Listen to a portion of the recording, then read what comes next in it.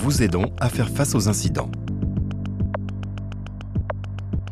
Comment protéger vos installations en hiver? En période de grand froid, vos installations d'eau sont exposées à des risques accrus de détérioration. Pour vous permettre de passer un hiver tranquille, votre service d'eau vous donne quelques conseils pratiques pour protéger votre compteur d'eau et vos canalisations du gel, et ainsi éviter un manque d'eau, une fuite, voire même la dégradation de certains matériels. Pourquoi se protéger contre le gel? Tout d'abord, l'eau gelée peut bloquer, voire casser votre compteur d'eau. Elle peut également provoquer la casse de vos canalisations intérieures. En plus des frais de réparation que cela pourrait engendrer, vous seriez surtout privé d'eau chez vous. Ensuite, lors du dégel, les dégâts éventuels subis par vos canalisations pourraient entraîner des fuites d'eau à l'intérieur ou à l'extérieur de votre habitation. Les précautions à prendre contre le gel. Tout d'abord, vérifiez l'installation de votre compteur d'eau.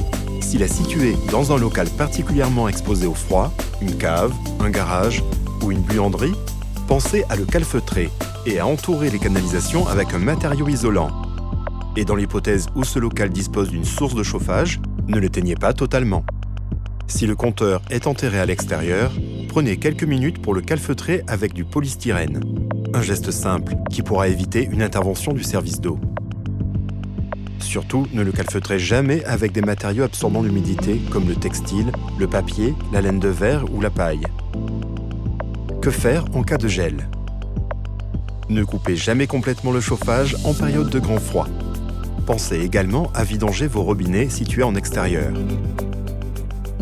En cas de gel intense et prolongé, laissez couler un mince filet d'eau dans votre évier ou votre lavabo pour que l'eau continue à circuler dans vos canalisations. Choisissez idéalement un robinet placé à un point situé le plus haut possible de votre installation, à l'étage par exemple. Ce mince filet d'eau présentera une dépense dérisoire par rapport aux dégâts que le gel de vos conduits pourrait provoquer. Enfin, si malgré toutes ces précautions, vous remarquez l'absence d'eau au sein de votre habitation, le gel peut en être la cause.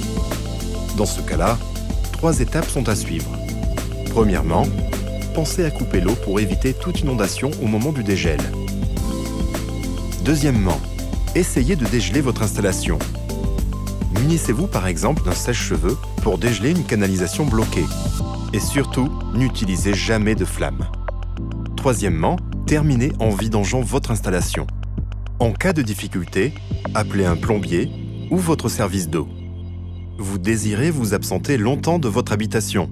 Alors n'oubliez pas de fermer l'alimentation en eau et de vidanger votre installation pour partir l'esprit tranquille. Avec tous ces conseils, vous voilà prêt à passer un hiver en toute sérénité.